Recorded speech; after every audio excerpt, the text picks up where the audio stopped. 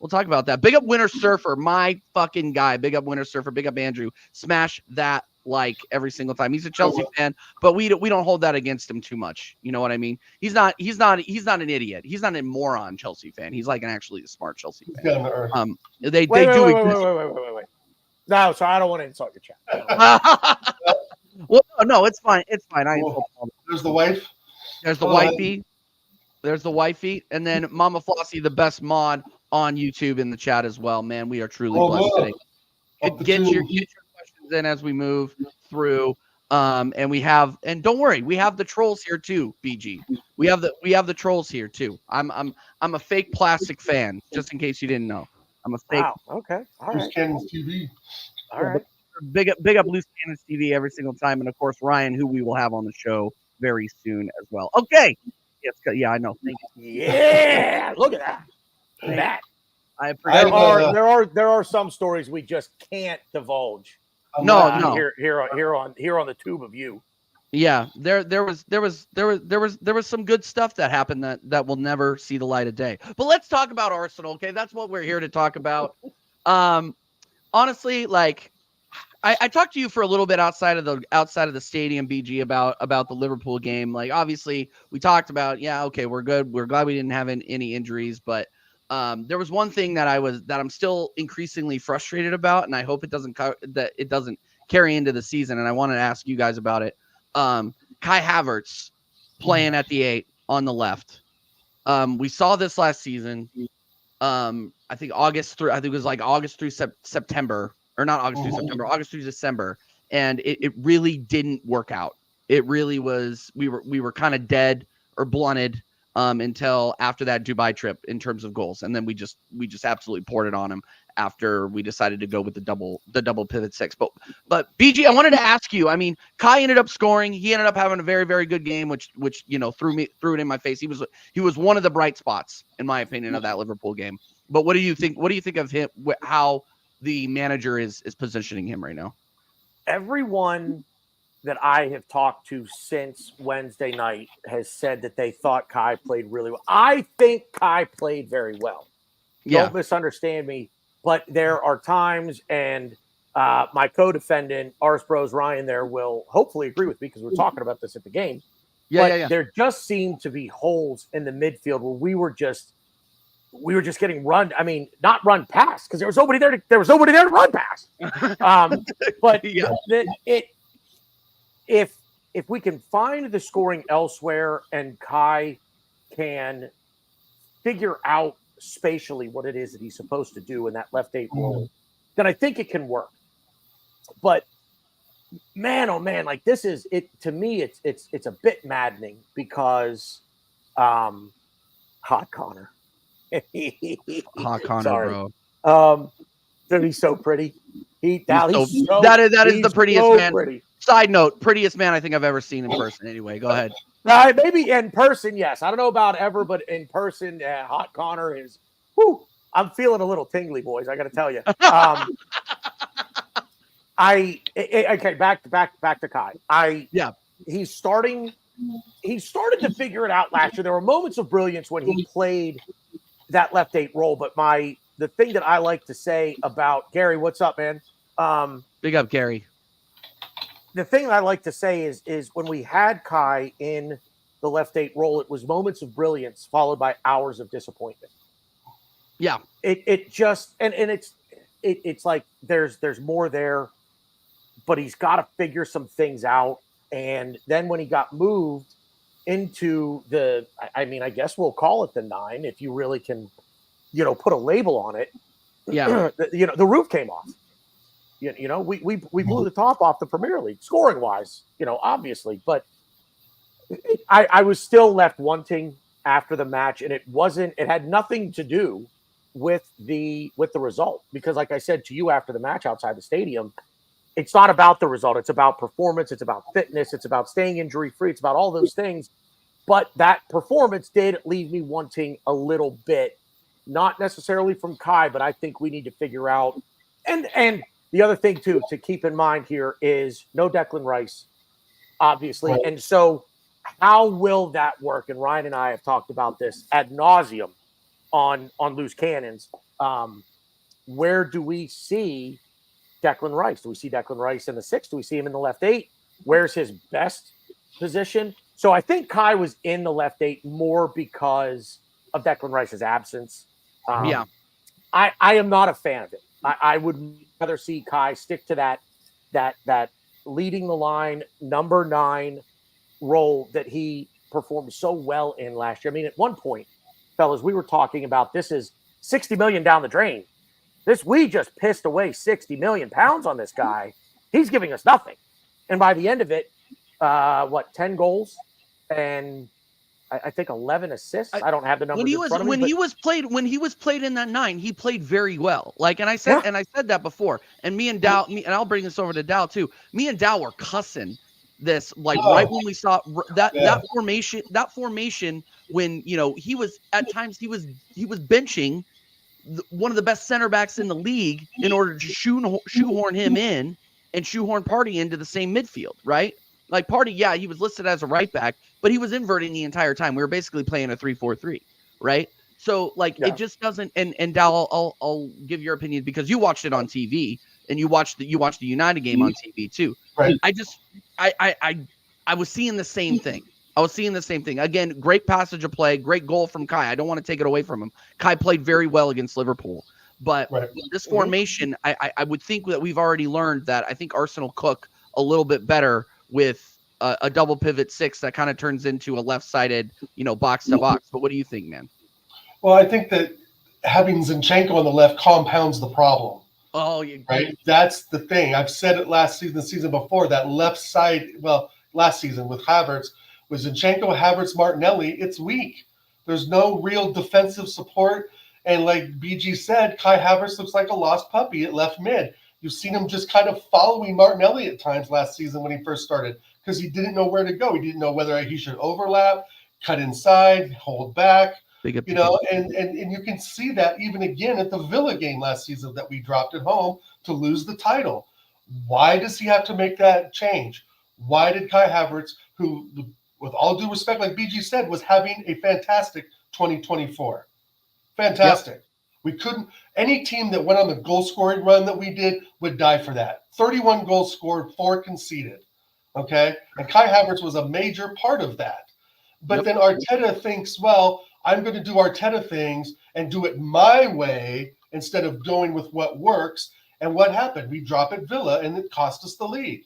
So – with the preseason games, and the big point is you guys are absolutely right with no Declan Rice. Without Declan Rice, that changes the midfield complexion up completely because he is the one player that even overrides Odegaard, in my opinion, to be in the first midfield 3, right? Yeah. So it goes Rice, Odegaard, and now whoever this left 8 is. But I am very excited to see Moreno at the 6, Declan on the left, and Odegaard on the right. I think the Moreno signing is fantastic, and it's going to change the way Declan Rice operates on the left. And have him on the left, again, even with Zinni there, it's weakened, but with Cauliflower there and Rice and Martinelli, if he has a better season than last, which he will, I think that we've improved the left side. We've known the left side is our weakest side, without a doubt. And I got to put my hands a little bit to Edu and Arteta. I think Arteta got the Moreno thing over the line, but to really fight for this, for Calafiori to beat other teams, Prem teams to him, and not really spending really over as much as we thought we would, hey, I got to give my congrats because this guy I think is at levels over Zinchenko. But I want to see Timber in there as well. So I think there's going to be a really good combination of who's going to fight for that left back position between Tomiyasu, Timber, and now Cauliflower. So, what does this do to Tomiyasu? Right? I mean, it kind of puts him out there. But again, if he could stay off I would love to answer that question if he could stay off the fucking injury list. I was going to say if we say Tomiyasu one more time, he's going to get hurt again. Right. Yeah. So if Tomiyasu is the bottom of our depth, right, and that let's say that third place, that left back position, I'm okay with that. Because it's better than having freaking Zinchenko in there. Anything to keep Zinchenko out of the squad, I'm all for it. He is absolutely dog shit. He can play a few good passes, I'll give him that. But, I mean, he's just not good enough. I think everyone in the chat maybe some of the new BG folks may disagree. He's our worst player on the squad, I think. Yeah. Since I mean, Kenny. I don't know if I would go He's that far. bad. I don't know if I'd go that far, but in his position, it's One not of the it. worst. It's not it. Yeah. I mean, we haven't experimented with him at CDM. That's a position he plays in the Ukraine squad. We've never made that. You know, we'd rather invert Thomas Partey. You know, it's just some of the decisions they make, of course, still boggles our minds. But I got to say, with the pickup of Calafiore and the Moreno, I'm very happy so far with the transfer window. And I wish it would have happened earlier, but you know, we always do late business, so that's nothing new. But I'm going to say it's a 5 out of 10. I think Moreno's a great pickup. He had a decent run at Newcastle. I think he was pretty young then, though. Great job at Sociedad, trying to keep him in the top 10, battling. You know, he battled in the Euros. He was a good player for Spain. So I think it's a decent pickup for, 30, 35 mil. Yeah. Well, Yeah, no, I think and here's the thing. By the way, guys, the link is in the title to Loose Cannons AFC. You click that link, you hit subscribe, and it's easy. That's it. The easiest thing you can do, and it's the most helpful thing that you can do. So go out there and subscribe to these guys. No, but and I'll bring this over to BG too, because look, like I saw it live and in person, and it was really, really rough to watch. Zinchenko, you could see he didn't spend much time on the back line at all. Like and is obviously being instructed to do that. He held tight to the line a lot, and when he wasn't holding tight to the line, like basically up at the halfway line, he was inverting at the halfway line. Like it was leaving us free at the back, and we saw Mohamed Salah just absolutely saute him. Like it was like, what is this guy still doing here? I mean, I've been running an anti-Zinchenko agenda for a while, and not because of any like political thing, but just because I don't rate him as a left back. I would love to see him as a midfielder, but not as a left back. What do you think, BG? What do you think? Everything you guys just said, which is why Ryan asked if I just met my best friend. I've been beating the Zinchenko is not good enough as a left back. I want to clarify that. Because Zinchenko is a very talented footballer. In this league, for what this team and Mikel Arteta want to do specifically with that role, with that left back role, he's not it. He's not it. Yep. He can't recover defensively. He can't recover defensively when he does get cooked. But he also doesn't have the defensive IQ or the defensive awareness to, how do I put this? To make sure that he doesn't get so far inverted or forward in attack that he can't that he can still recover defensively. He doesn't have that. And I have been screaming Dal for at least a year, and Ryan will attest to this. He plays midfield for the Ukrainian national team. Right. Why are we not trying him in the midfield here? I've had a few folks answer this question on our show. And if I may, I'll at LL Cool James on X. Everybody make sure you follow him. Good friend of our program. He will become a great friend of this program. I promise you. He's across the pond. Nice. One of the things he says, and it's interesting, especially when you look at the profile of player in the midfield, what Mikel Arteta wants is units in the midfield, big-bodied guys. Now, is Odegaard a big body? No, he's not 6'6", 240 pounds. He's not a tight end or a linebacker. Right. But he wants guys with a physical presence in the midfield. Mm-hmm. Odegaard has that. Declan Rice has that. Thomas Partey, when he's not kicking balloons at a gender reveal and injuring himself, has that. Shout out, Glenn. Sorry. See what I did there, Ryan? See, I got him mentioned on a different show. He's got to feel good about that. But I think that's why he does not get experimented in the midfield. He's got to be with this signing of, by the way, Dal, cauliflower, fantastic. I love that. That's why I lost my mind there for a minute. I'm like, he called him cauliflower. You got cauliflower and He's got aura. He's got aura. Yeah. And we have heaven and Jesus. But anyway, kids. I'm going to be very, very curious to see how this all plays out with him, with Arteta, and how he works these players. Because, I mean, Yuri and Timber coming back, health is practically a new signing for us too. Now, all of a sudden, what does this do for him? Is he Ben White's understudy? Does he move more centrally as a left as a center back? He was getting played at center back the entire time they were in the U.S. There's one other one that I heard. Yep. There's one other one that I heard. He was playing center back. Does Timber possibly move into that number 6 role at some point? I would rather have Timber as a center back than Ben White, to be honest. I would. Yeah, I agree with that. Does it back to Zinchenko, boys? I agree again wholeheartedly with everything you've said.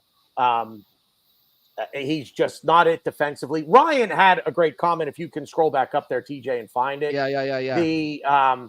He's great against relegation level teams, low block teams, because they're just going to sit back. So they'll hit on the counter, but we're good enough in defense to play against teams like that will hit us on the counter, that there's still enough cover back there that Zinchenko can get kind of lost in the shuffle in the attack with the inversion and everything like that. But you see a team like Liverpool, man, and they're going to look to boot that ball long to Mo Salah, because Salah's just going to put him on toast. He's going to put him on absolute toast. And that's my frustration, BG, is Zinni knows that. Zinni knows that they're going to do that. Zinchenko knows that when they get the ball out to Salah, he's going to have a challenge on his hands. And that's why I get so pissed off and yelling at my TV when he gets beat every single time. It's like after a while, you think you would learn, like you said earlier, positioning, you're right. Not going too far back, not being too far up. But the teams that play the low, like I said, but now I think the ball in a low block. But if you got Salah or I don't know, a guy from Chelsea, Mudryk even, or what's the other guy, Munduke or whatever, Madueke. He will get beat by those players every time. He gets beat by every time. He's going to get cooked by any winger with pace, right? And a team that isn't afraid to try and go at him. But most, like what Ryan is saying, most of the teams that are in that relegation zone, that are in that bottom, we'll say 7 or 8 tier, of the Premier, they're not going to necessarily go at it that much. The team that surprises me that didn't go after him, although he may not have played, I don't recall, United. I think United could cook him down that left flank, or their right flank, I guess it would be. And that's the way they want to play. They want to play that way against us. They're a perfect example of a team that will sit back, try to absorb pressure against us, and then try to hit us on the counter. And it's 2 years ago, it worked almost to perfection for them. And going down Zinchenko's side. Yep. Targeting Zinchenko. Yeah, exactly. And that's exactly. And look, if you've got a halfway decent winger out there on the right, why wouldn't you go? Why wouldn't you go? If Zinni's in the game, why wouldn't you go after him? Yeah, we're cooked. But he does have big up. Go ahead. No, real quick. I just want to shout out my guy Sod. Big up for the Ray, my guy. Everybody coming over from Sod's Football Corner. Make sure that you are subscribed to the channel. Make sure you're subscribed to Loose Cannons AFC as well. We got the world famous bearded Gooner, directly from his trip out to Philly, where he nearly killed me with alcohol. Anyway. I didn't see any problem with it, by the way. I had nothing. I don't drink. I don't drink. No. I know. Yeah. You're a total teetotaler over here. But make sure you guys are smashing the likes, and make sure that you guys are subscribing to both channels. Please. Let's do it. But big up Sod every single time, my guy. But yeah, no. I mean, it's one of those things where Zinchenko is one of those polarizing figures within the fan base, which I don't understand. See, Strasbourg Steve, he's an op. He wants us. Strasbourg Steve, he's a Newcastle fan. He wants us, and we got a big Strasbourg Steve raid. Big up Strasbourg Steve as well. We are getting raided all over the place, guys. Make sure that you guys are smashing the likes up every single time. But yeah, no, I mean, why wouldn't you attack us down there? And this is why we need to get Calafiore up to speed quickly. Right. The BG, the one thing that you said about Yuri and Timber, I mean, I don't understand. I know why we would say, oh yeah, we could possibly play Timber in the 6. Oh yeah, we could possibly play him and challenge him, Ben White on the right. This is just my opinion. He looked so good on the left before he got injured last season for us. Like, he gave us a lot to look forward to. And to see him get injured in the Nottingham Forest game after playing just over 45 minutes was devastating. It was and then heartbreaking. It completely destabilized. It completely destabilized the left. And I think we lost the league. That was one of the reasons we lost the league. That was one of the reasons why Martinelli had such a tough season, because he didn't have any consistency over there. So I would love what makes me nervous, and what I think Arteta really needs to be focusing on is identifying who he wants on the left, whether that be Timber or Calafiore, and stick to it as much as possible. Right. Because Timber, and what makes me nervous about Timber, I've said it before, I'll say it again. Those ACL injuries are devastating. So is he really the same player? I mean, he was moving very, very well, but is he going to be, we didn't really see him play on the left very much or at all. So we just need stability on that left side. We just need that. That's all I got to say about that. We just need stability on that left side. Well, and I think one of the big things is I absolutely hear what you're saying, and I agree. Let me pose a caveat to this, if I may. The one thing that Arteta has to get better at is rotation, and knowing when to rotate, right? When we're rotating for fitness, and we're rotating for, as Ryan likes to say, horses for courses. Here again, is this, do we come up against an opponent where, hey, maybe this is a time where Zinchenko can shine, but if not, is it Calafiore at the left back? Is it Yuri and Timber at the left back? Does Tomiyasu out of nowhere say, ow, my ankle just popped? No, I'm kidding. Does Tomiyasu do something mid-season to boost himself back up again? And all of a sudden now we're looking at things saying, man, Tomiyasu, but he might be the guy. But you need consistency 100% down the left. But every player that plays that role has got to be able to do everything that Arteta wants them to do. Get some consistency down the left. And look, I'm with the rotation thing, and I've long said that you could break things down with a pair of center backs and say, okay, so Gabby and Saliba, you're 1 and 1A, or you're pairing number 1.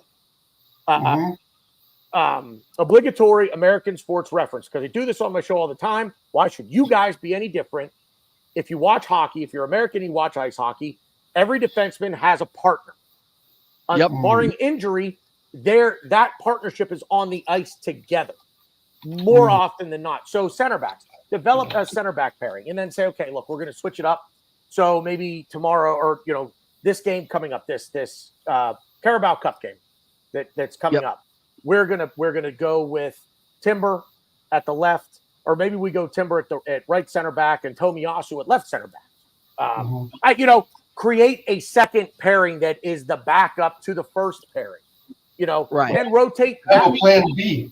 Yeah, but allow some chemistry to develop within those center back pairings. And then from there, you can expand it out and say, okay, I've got this 4 across the back and I've got this 4 across the back. Right. And then you go into the midfield and you say, okay, when I play these 2 guys in the midfield, they're going to play here with this guy as the third, and this is his role. And you can, move things around here and there as well. But again, it's consistency and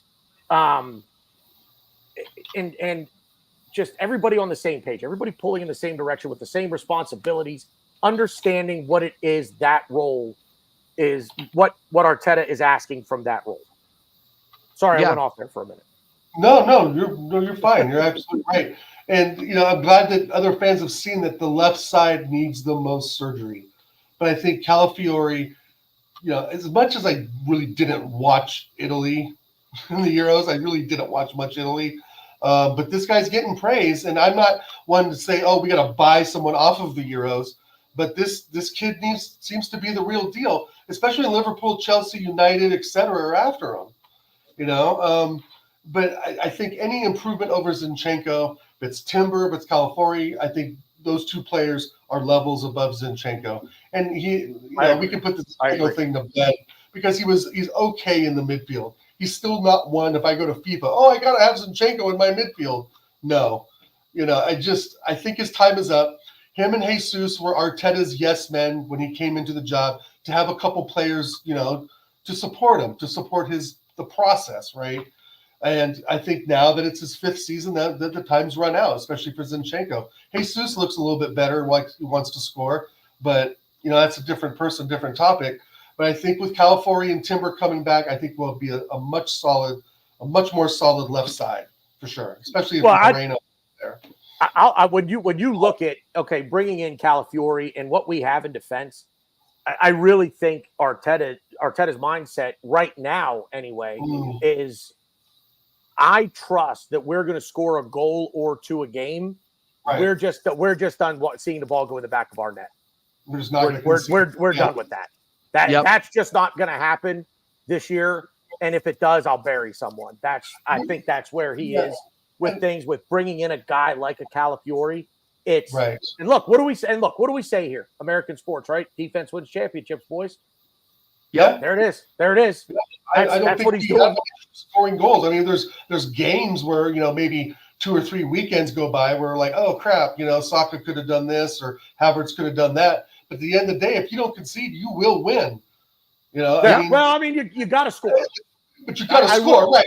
The draws aren't going to win you shit. Right. So right. I just think the approach, though, like what you're saying, I agree with. He's approaching it from more of a defensive mind right now. Well, it's really, we could have got a striker, BG. He could. Well, fuck, the left's fine. We got Timber. I got Zinchenko. Let's go put our effort into a striker, right? So I'm glad we're getting a midfielder, and I'm glad he has a defensive mind to at least know that Zinchenko's not good enough.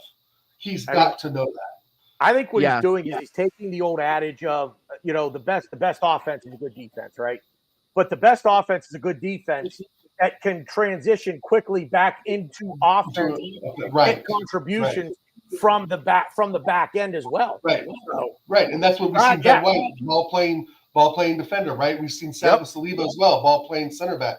And we do look like a different team without Saliba and Rice in there. Yeah, I mean, it's just the midfield. I'd go just jump back to Liverpool a bit, TJ. Yeah, go for it. It did look a little lost in midfield. It really did. It really needs Rice, and I think it needs Saliba's calmness a bit, because I thought we looked times a little erratic in the back. We looked really nervous in the back whenever they had the ball in the 18-yard box. So there's still some work to do over the next, week or two. But I think if Calafiori can just really solidify that spot, maybe not invert him so much to give us some more defensive strength, I think there's something there. I mean, he wasn't number 1 on my list, but if we beat out 4 or 5 top Prem teams to get him, then there has to be something there. And I know he's better than Zinchenko.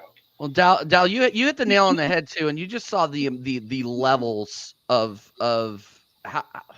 how much better Gabriel is on the back line than any of the other people that were in the U.S. I mean, big up Timber. I mean, he was playing center back. He can play center back. He did a good job. But I mean, the Haven kid. Sorry, I'm always gonna fuck him up. He's a kid. Right. He was very good on the ball in the latter half against United. But when he came on against Liverpool, he was just getting outclassed. And look, like big up to the Liverpool, because Arne Slot showed what kind of football you could look forward to, and it looked really good. It looked really dangerous. Liverpool are not. I was saying, okay, well, I was kind of theorizing. Well, now that Klopp is gone, Liverpool are going to fall off. I don't think so. I'll tell you real quick about Liverpool what I think, and I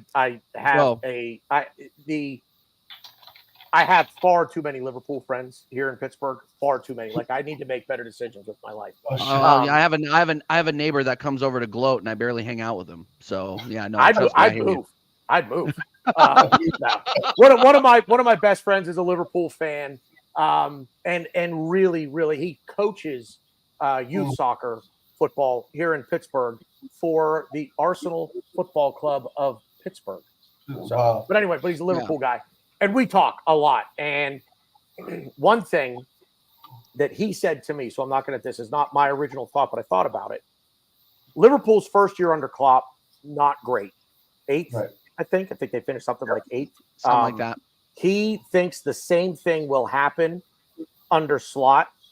They'll not by their standards will not have a great year this year because it will take some settling into some new things that he's going to want to do differently than Klopp, but they will be back up in very short order.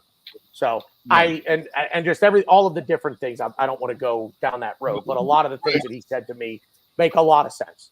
I said 2 weeks ago on the show, Arnie Slot and Gakpo.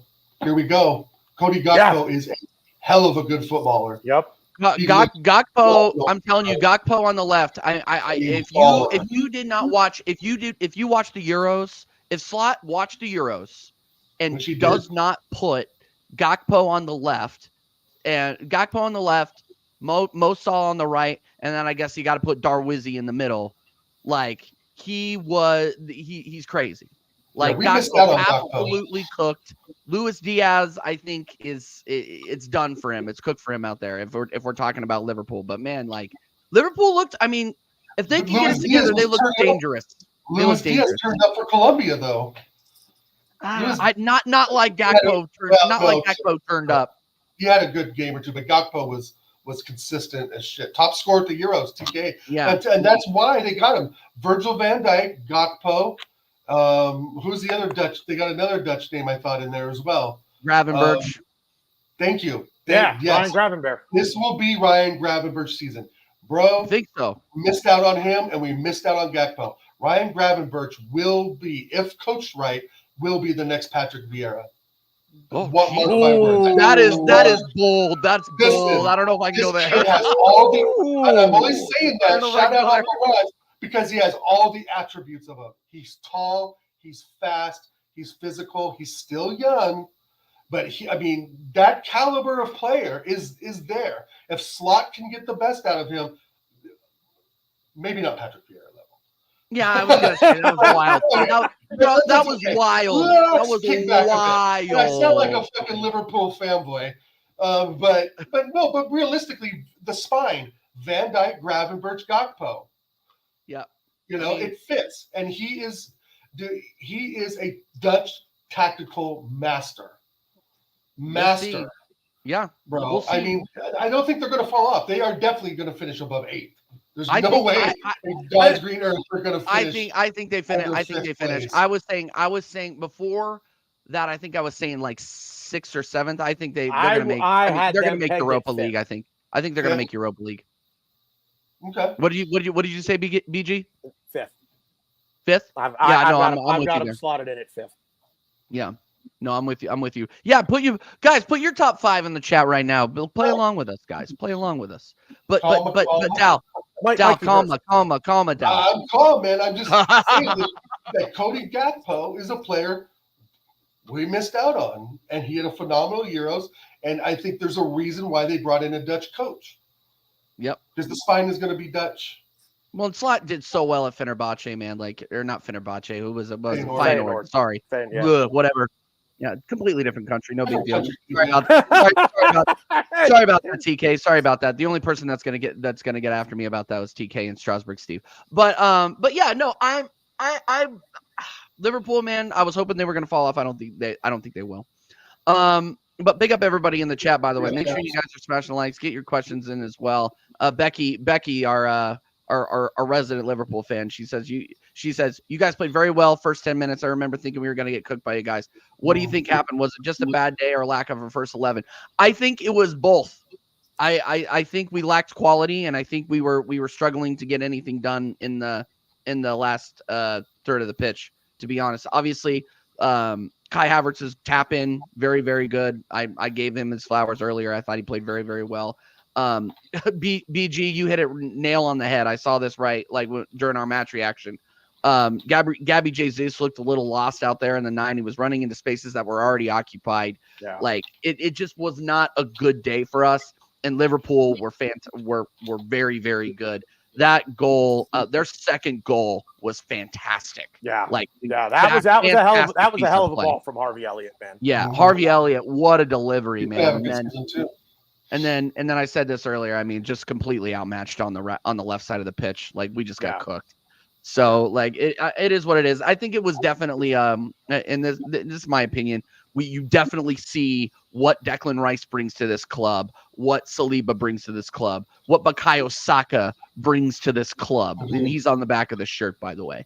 Bukayo Saka, we miss Bukayo Saka very much on this US tour, because you saw just the level of quality drop.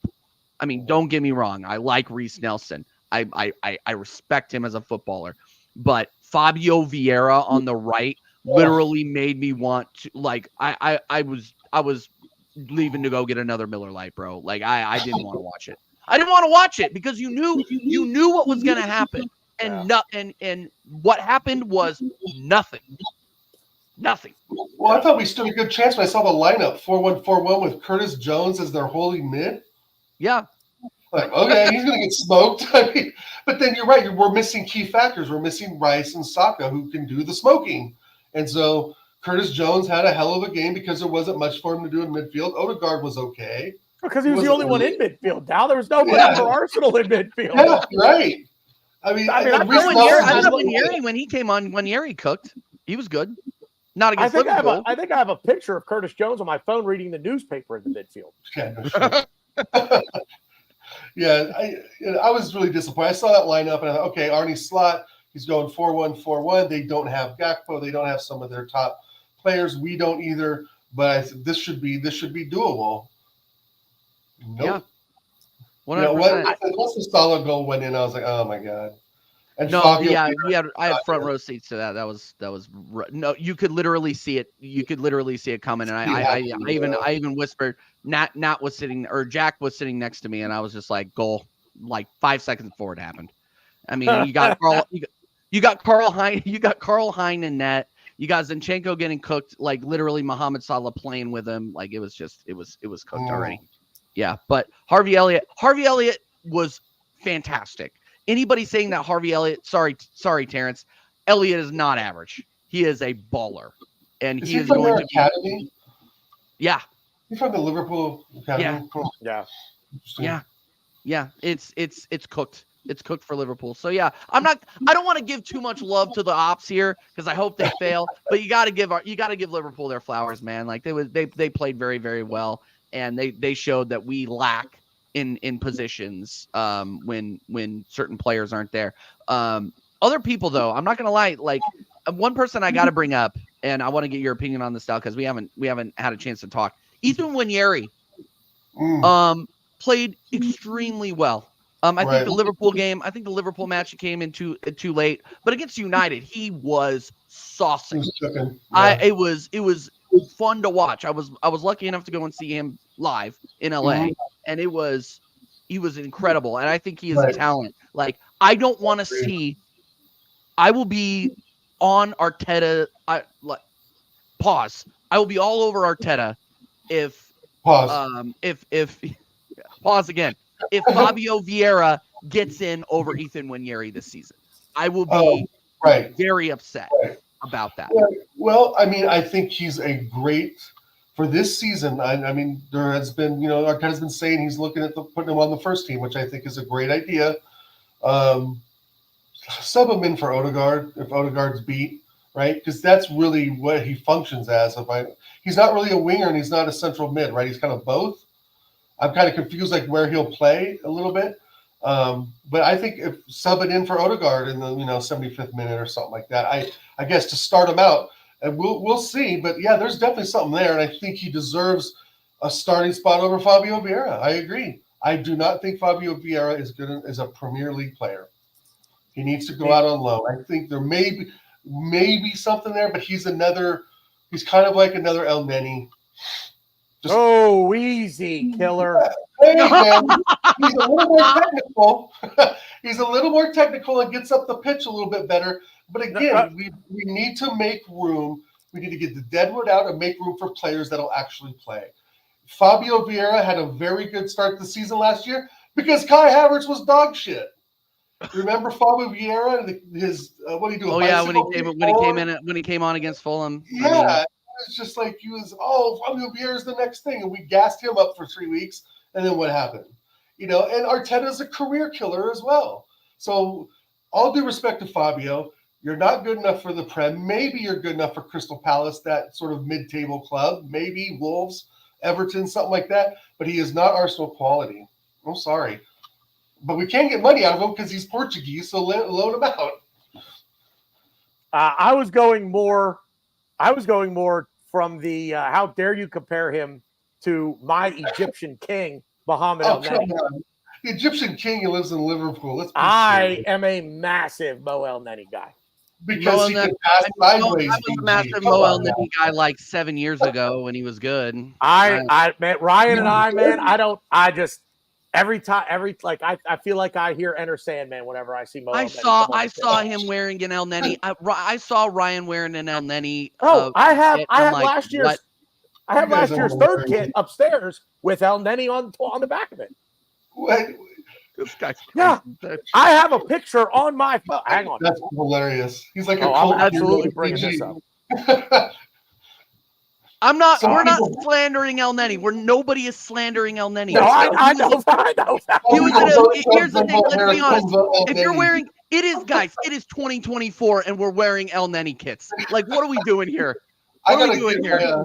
Let me get my Andre Santos and Squillaci jerseys out of the fucking attic. Dust them off a bit. No, it's just like you're just like, oh my god. I saw El Neni play a through ball. I'm gonna get a T-shirt that says that. I saw El Neni play a through ball. No, oh jeez, El Neni guy. That's awesome. I get it. He'll be very good in Saudi Arabia, I'm sure. He'll be hopefully for any fans of professional wrestling who are watching right now get that. Like he's gonna get a Saudi paycheck. Yeah. Just like he's a Paul. Are you a Paul Heyman guy, BG? There it is. I'm a Paul Heyman guy. Come on. Don't try me, bro. Don't try me on WWE. I like it. I love it. But yeah, no. I look. Mo El Neni, he was an Egyptian victory cigar last season. Other than that, he didn't play. So it's. Listen, I'm not going to say like it's partly tongue in cheek, but he was. You know why I like him so much? Because he was a guy that wanted to be here, and he wasn't like. And you can't just make a team full of guys that want to be there. I want to be there. The three of us all want to be there. Everybody in the chat. Well, not everybody in the chat. Not everybody in the chat. Most everybody. We'd lace up the boots for Arsenal, and then I'll look worse than Zinchenko. Like you may as well. Never mind. Anyway, just because you want to be here doesn't make you a good player. But he's one of those guys that you just kind of need around to get the younger guys that are coming through the academy that are being brought in from abroad, and just have that attitude that. Look at the badge. Look at the badge that's right here, and it's just like Tony Adams. What Tony Adams said. You play for the badge on the front, and they'll always remember the name on the back. Right. Or however the quote went. But that was the biggest thing for me with Mo El Neni. He was a glue guy. He was a guy that was always a positive attitude, a positive influence. Not the greatest footballer by any stretch of the imagination, but a guy that. When you're trying to rebuild a culture in a dressing room, there's a guy who wants to be there, and people are like, oh, yeah, he's happy to take a paycheck, but he wanted to be there. He could have gone elsewhere and played and gotten a better paycheck than what he was getting from us, and he stuck around because he wanted to wear that shirt. No, 100% he wanted to wear that. And that's why. Yeah, well, I get it. Well, and Ryan and Ryan, to be fair, Ryan, you can only play like 3 people over the age of 23. So obviously he's captaining. He's going to captain the Egyptians in the Olympics. I thought the way he trained Win and hung out with Win was great. I thought he was such a good. No. Okay, let's keep moving. Shout out El Neni. You're right. He did bleed the red and white, and I will give him credit for that. But I have yet to see another midfielder pass the ball sideways. Sideways as much as hey. Had open attacking options. But you're right. He was that safe stalwart that you had in midfield. You always knew what you were getting with him. Nobody could dribble by him. Yeah. Right. You always knew what you were getting with him. And he right. never tried to be something that he wasn't. He wasn't, exactly. True. And I have heard of that of him as well. He knew exactly what his role was, and he knew what he could do, but more importantly, he knew what he couldn't do. And he never tried to do that. So but again, not going to sit here and make it sound like he's the second coming of Maradona. He certainly, he's not the first coming of Mo Elneny for crying out loud. He played his part, though. So he played his part. He was a loyal soldier while he was here. Bottom line. But see, this leads into the Mourinho deal, because now, guys, we have a player we can use. Yeah. Right. That's the thing. We could have used Elneny, but he's a one-trick pony, like we just all agree on. Mourinho is not a one-trick pony, and I am very excited to see him as the sixth, TJ. Do you think that you want to see let me get this straight. So you want to see Marino on the right? No. Rice on the left? Yes. In the 6? No. Okay. Rice on the left is the 8. Okay, so you want to see Marino in the 8. Mourinho in the 6. Okay. And Odegaard on the right as the 10-8. Okay. Rice, Mourinho, he has to be the 6. We have to have Rice as the left. Okay. We need a strong physical presence, box to box. He was fantastic last season going up and down the pitch, and he will be fantastic this season again. If he has the stability of Mourinho behind him. Jorginho can't do it every game, right? And Partey's done. So Mourinho is going to replace Partey. I'm pretty certain of that. I agree with that wholeheartedly. If you're bringing in Mourinho is being brought in to replace Thomas Partey and push Declan Rice up to the left 8. Yep. So you'll get Mourinho as the player that acts as that pendulum in front of the back 4. Yep. Win the ball, and then win the ball, progress it forward, get it off your foot, get it up to Odegaard, get it up to Rice. And here's the only thing with Declan Rice in that left 8 role is I need to see him get better at carrying the ball in longer distances. He's great. He's great in short bursts with the ball on his foot. He's going to play that role. You were so close to saying what I'm about to say, but go ahead. Sorry. No, I don't want to take your thunder, man. Go for it. No, you were killing it. I think he is good at moving the ball up the pitch. I think he's good. The problem is that he doesn't break lines with his passing. That's the problem. And you saw it at the Euros too. And I blamed it a little bit on Southgate ball, but you saw it at the Euros. He passes side to side to side. Shout out freaking Ariana Grande. Side to side. Yeah, I swear to God, this guy cannot pass the ball vertically. And that is what he needs to. He needs to improve that part of his game before I'm like, okay, I'm really, really comfortable with Declan Rice being our quote unquote box to box, because him passing the ball vertically is sus at the very best. But he's incredible. He's an incredible ball winning midfielder. He didn't put a foot wrong last season, other than arguably against Bayern. But I just get nervous. I get nervous with him in the box to box because of his inability to make a forward pass. Is that an unpopular opinion? I'm good. I'm good with you guys absolutely raking me over the coals for that one. I'm just saying that this is hilarious, by the way, Mike. Yeah, Mikey, you and I will talk about this later. If you know, you know. I'm going to different American Idiot sports show. Yeah. Mikey, I don't know. I might have lost count. I might have lost count. Are you a Tom Brady guy? I mean, I don't know why you're not. I don't understand. Well, you're from Pittsburgh. I don't understand why you're long story. We'll chat about. Okay. Well, offline. It's not a long story at all. But anyway, it's so Ryan actually thinks. So wait. So Ryan, you're thinking he's going to play? You think Marino's going to play? And he plays as a left 8 for Real Sociedad. I don't know. I just don't. We talked about this last week. I feel like. I think we did. With where he's going to play, he just seems to me to be more of a 6 than an 8 to me from what I've seen. I haven't seen a lot of them, to be honest. I haven't either, so I can't. It's hard for me to comment. As far as Declan Rice goes, the longer he plays in any role, the better he's going to get. He's just that kind of a footballer. You could put him at the 9, and he's going to stink for 3 or 4 games, but then he's going to figure something out, and it's just going to be a domino effect of figuring everything out. That dude could play. I'm convinced he could play anywhere. Like if you gave him a tray full of beers and asked him to go sell beer in the stands, he could do that too. You know, he can do. He's so immensely talented that I really. I'm sorry.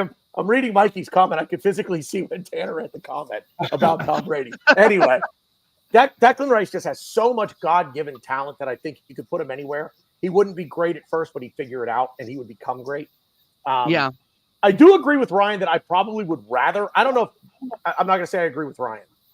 I don't know how Ryan feels about this because I honestly don't remember. And I usually, after about 30 seconds, tune him out on our show because he drones on. He drones on. That's me with Connor doing a shout out CMO Sports. Anyway, no, I'm just kidding. Shut up. I like Declan as the 6 because as we play, we build up, we're in possession, and we're dominating possession. We're playing high. Declan Rice is sort of if we can't break a line, if we can't get a breakthrough into the box and get a shot away.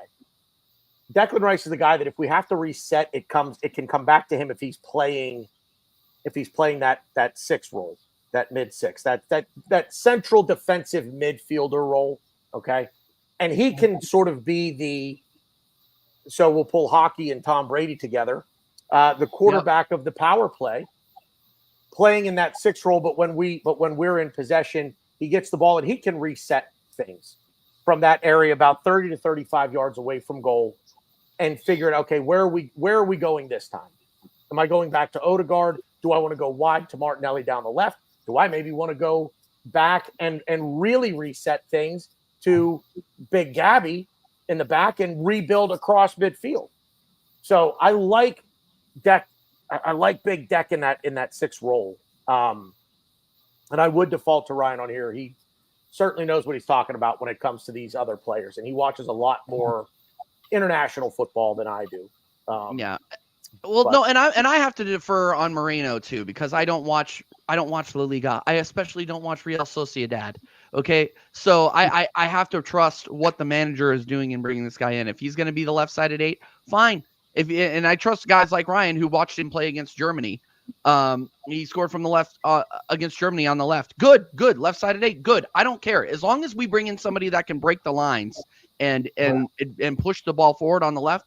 I'm good. I'm good with that.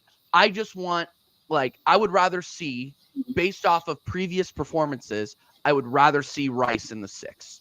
I just think he's so good there. He's so solid. You can depend on him for anything. He'll be able to get the ball out of our end or get it up to Saka or get it up to Moreno if need be, or whoever's playing on that left side. I just think he's so solid there. And, yes, I do agree with you that he can learn, and I'm sure he can, excel at the 8 if you give him time. But right now, we don't have time. We don't have time. Well, we have to win now. Go ahead, Dal. Sorry. I disagree with both of you. Well, that's fine. Good. I don't want him at the 6 because I don't want him as the cleanup man. Like we saw him as the 6th against Liverpool the first time we played him. He was the cleanup man. They would get through our midfield, and we would rely on Declan Rice to go vertically up the pitch, cleaning up everything. And it was the impetus in attack that we didn't have that number 8 to help us in attack in that game specifically. And other games where he's played as a 6, he's the cleanup man. And I get that. That's a decent role, but Moreno can do that. Declan Rice, in my opinion, has to be in attacking positions on the pitch. He has to be able to take shots outside the box, and some of those that get, parried off by the keeper, the striker, wingers have to clean up. I just think that the ball movement is kind of is secondary because we use Odegaard for that, right? Yeah. Declan Rice can be the receiving end of that. He doesn't have to be the creator, right? And that's the thing. And he, like you guys have both said, he's so strong and mobile, and his vision is, beyond what some normal footballers can do or can see on the pitch.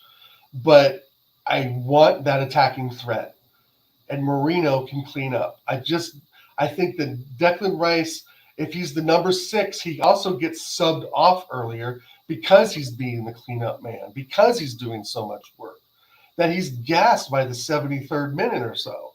And he'll be gassed being the 8-2, going to box, but it's the attacking threat that I need. But also remember this now. On the left, and not the 6. I put Moreno at the 6. Yeah, but think about this too, though, Dow. Just think of the way that Arteta wants to attack you, because when you watch most of our games last year, and I say most because when we came up against City, we didn't play this way. Right. But against the lower tier clubs, and let's face it, at this point, we're describing lower tier clubs as basically anyone from 5th or 6th on down, right? Sure. When we're in possession and we're in the attacking half, we're attacking with 9 guys almost. I mean, there are moments where William Saliba is within 30 to 35 yards. I mean, the fullbacks are they're not even the crazy ones that I'm thinking of. I mean, I see Gabby and Wilo making runs into attack that I'm just like, what on earth are you he just scored. My head just exploded. I don't even know what to say.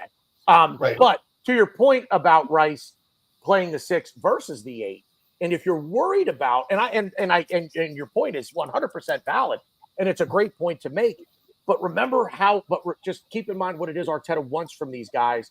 It's almost a full team attack, because he's basically saying, look, I trust my goalkeeper and I trust both of my center backs. And if one of my center backs is going to make a run, I've got 2 extra lines of defense that I wholeheartedly trust. So everybody else, go.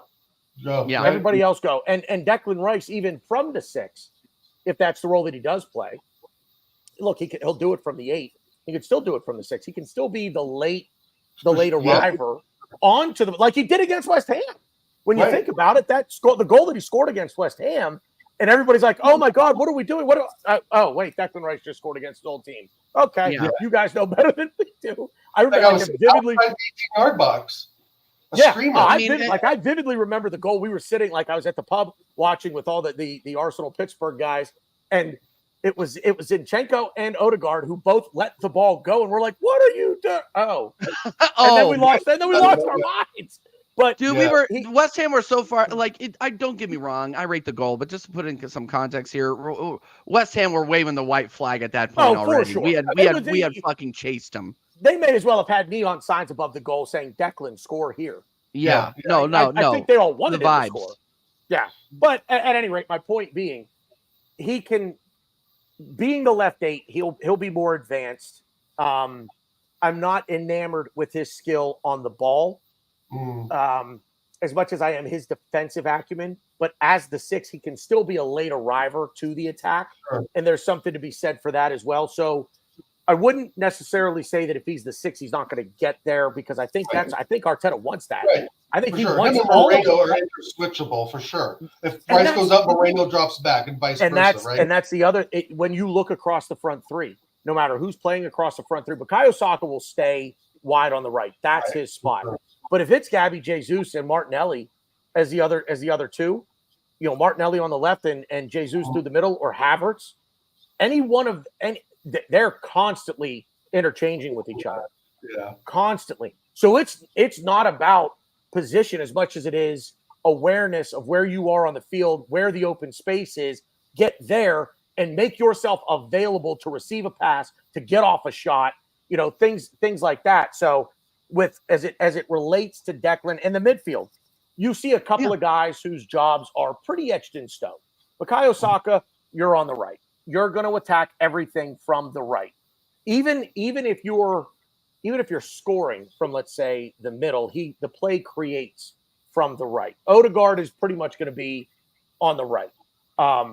The other 2 midfielders, whomever it might be, if it's Rice and Jorginho, if it's if Partey happens to be in there, the interchanging of positions is crazy. And I think one of the biggest attributes that the coaches and front office staff are looking for is versatility. Are you positionally versatile? And I think with Marino, we're sitting here debating 6 versus 8. Declan Rice, 6 versus 8. We already talked about, Timber and Calafiori, everybody that we have at the back in their versatility to move inside to a center half or move outside to a fullback. That's what this is all about. So I think no matter what, and I think we're going to see if the Marino thing does go through, where there's a lot of smoke with this one now. So I think this is a deal that gets over the line. I think really we're going to see Declan Rice and Mikel Marino, a lot of interchanging going on, just kind of like, you both have a responsibility. Whoever is closer to handling that responsibility in terms of your position on the pitch, handle that responsibility. If we lose possession and you're closer and you can win the ball, go win the ball. Yeah. Oh, you know what I mean? Absolutely. Exactly. Go into a 4-2-3-1 defensive shape when we don't have the ball, which will be even more defensive solid than going into a 4-3-3 defensive shape when you don't have the ball, right? Yeah, no, they're interchangeable, and I think I'll agree about that. Yeah, it really doesn't matter to me. I really don't want Rice to always be the cleanup man because he is gas. I mean, they're all gas at the end of the game, but the ones where I've seen him play as a 6, he is dead at the end of those games because he's cleaning up everything. But right, maybe it's changed. Moreno will help change that. Jorginho, when he slots in, he's going to get more game time for sure. If Jorginho slots in at the 6, Rice will be at the 8. Because I doubt he'll have Jorginho be on the left side running up and down. He can't do it. So it's going to be interesting. But I think we all agree that the interchangeability and the versatility is key. And it has been key. To me, it's always been about versatility. You can't – I don't think there's any left back that just specializes in that. There's a few, right backs. You can Danny Carvajal or something like that is the right back, right? But this day and age, especially with the Prem, how physical it is, how the injuries add up so quickly, you need to be able to have a player that can play left back and right back or any combination of the 3 positions.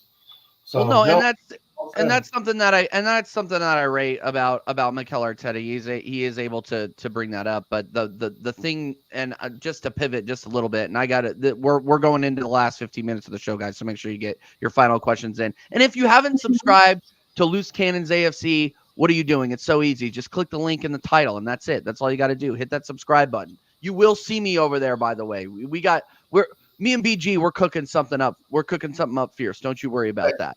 But wait, you said the quiet part out loud. Ryan wasn't supposed to hear that. Oh, okay. No, I'm kidding. Sorry, Ryan. I'm taking him from you. Ryan. Don't worry about it. Ooh. Oh boy. Lover's quarrel. Oh yeah, don't worry about that. I'm big up Charlie as well. I see you in the chat, my guy. Big up everybody in the chat. Smash those likes too. I have a question for you guys. What is our priority now? Now, so let's assume Moreno gets over the line. It's 90%, dude. Yeah. Yeah. So these, I'm about to go on a stream and talk about Vicar Gyökeres for the next fucking hour and a half. So is that something? I don't see any smoke there. I don't see any smoke. I don't see any fire there. Do I see the need for another 9? Of course I do. I've been crying out for it for like 2 years since Abba left. We've needed a striker. So is that realistic? That's my question. I don't think so. I think we have Kai. I think we're gonna go with Kai. Am I the biggest Kai fan? No, I'm not. It's well documented. But if he's the guy that we have to go into the season with, I'm all right. I'm not happy, but I'm. So do you think that we're realistically going to get Gyökeres, BG, or are we done after this? I will say, here comes the politician in me, or the diplomat. Oh, okay. I know. I'm a little jealous. I think it's going to be dependent on some outgoings. We're up against it on FFP. So I think there would need to be probably at least 2, if not 3 more outgoings before we're going to splash around that kind of money on another player. Yeah. What we're talking about with the Gyökeres. But as far as what I think we need, I agree.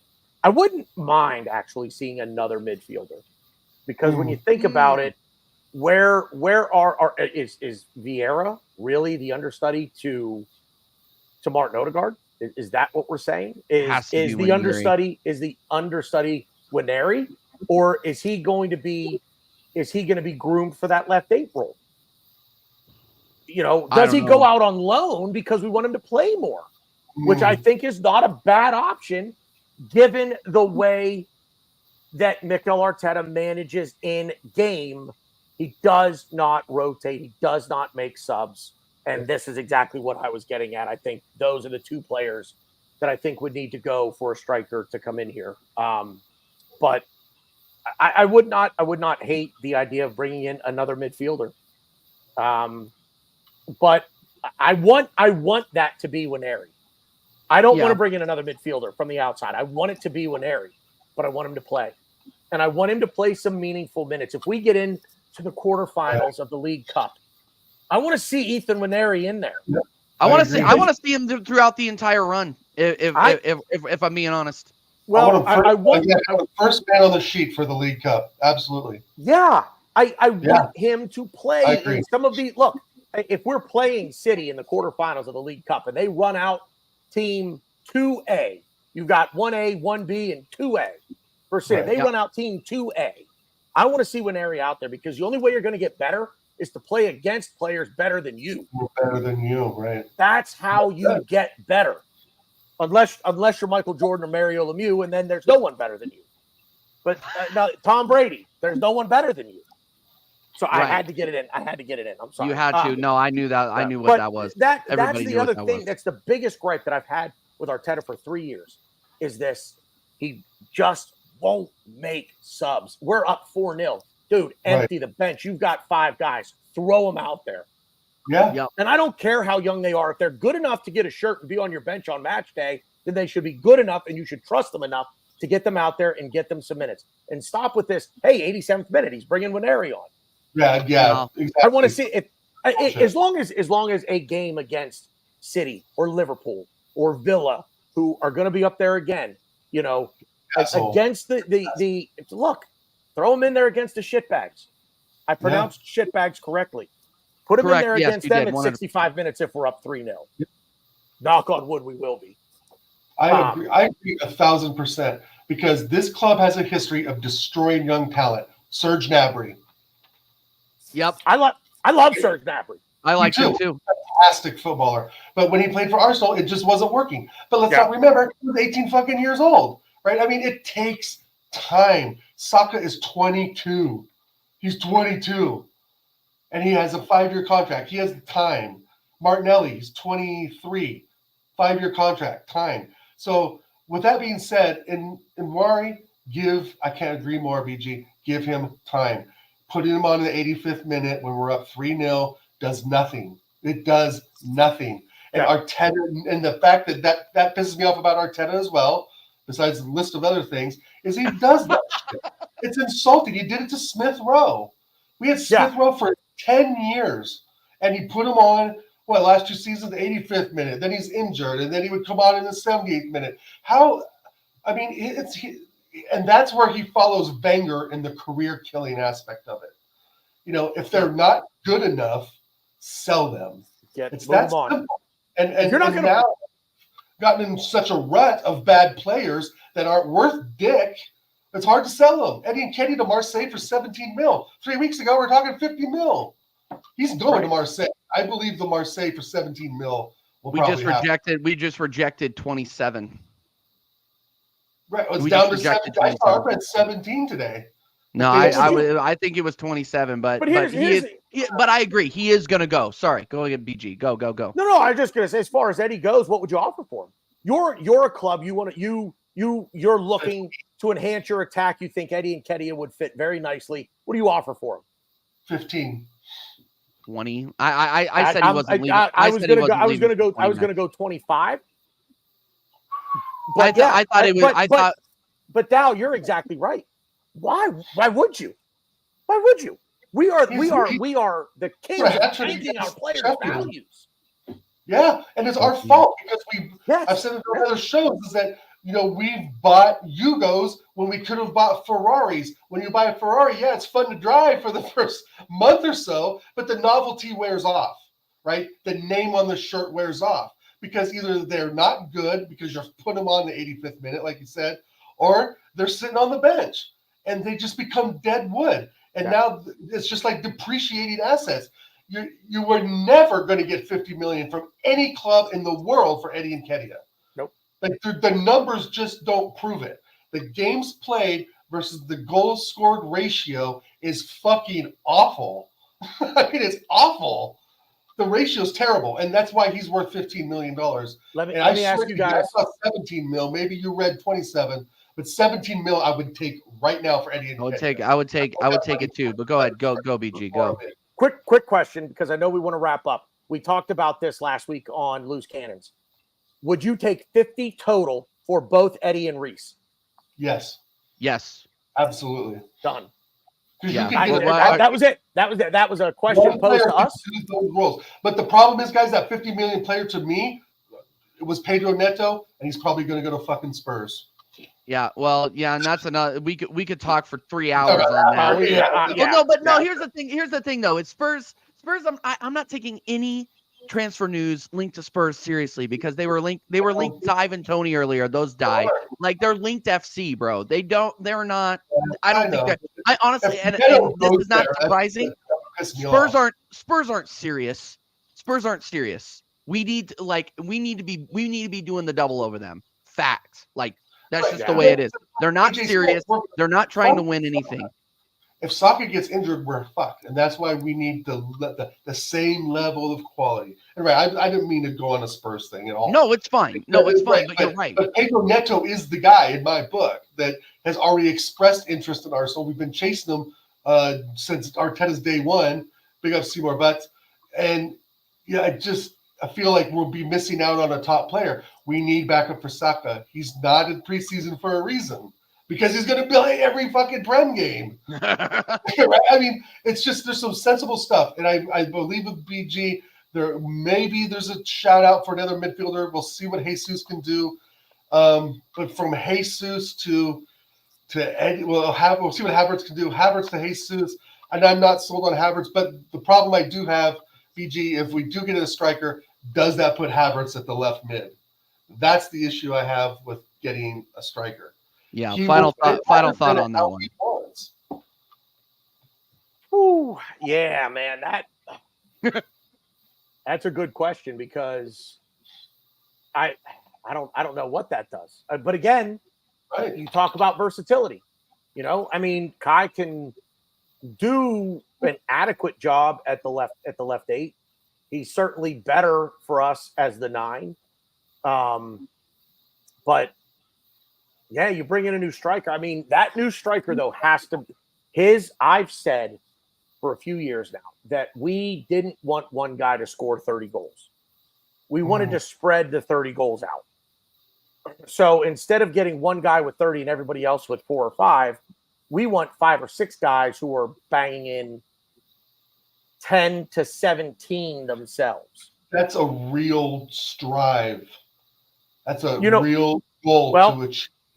But the more that I'm watching this and we see the evolution of Arteta's tactics, the way that we're building the roster, it really is starting to scream out for that player that's going to bang home 20 to 25 goals. And his job is purely to score goals because that's not even Kai Havertz when he was playing that role. That wasn't his only job.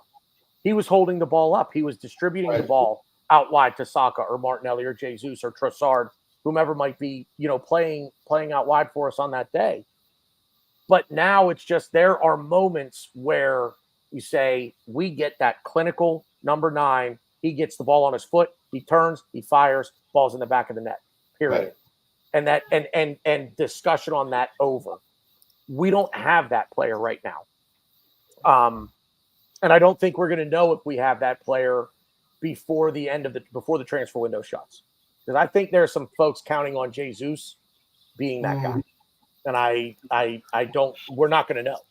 We're just not going to know if he's that guy again. You know what I mean? So boy, that's a hell of a question, man. don't really want to see Havertz get bumped back to the left 8. I just don't like him there. I don't think it can happen. I don't think it can happen. Yeah. All right, guys, I got to wrap up. I'm sorry, Dal. I got to wrap up. I'm already late for the next one. But big up, BG. What a debut on the channel, bro. This show, this is one of the most fun shows I've had in a while. I'm not gonna lie to you, and I knew we were gonna cook. So we got to have you back on very, very soon, my friend. So shout yourself out again. His channel is in the title. Him and Ryan's channel is in the title. People, Loose Cannons AFC. Click it, subscribe, like all the videos. You know what to do. But shout yourself out. On X / Twitter, whatever we're calling it these days, whatever the cool kids say. I'll just go with whatever the cool kids say. But it's at the Bearded Gooner. It's right there.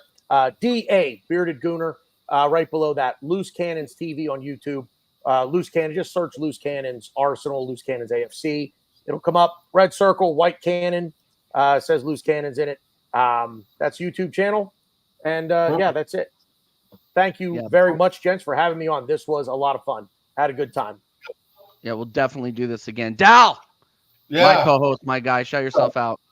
Check me out, everyone. Oregon Goon. Shout out to the chat. A lot of new names. BG brought in some names I aren't familiar, but come on, you Gunners, to everyone in the chat.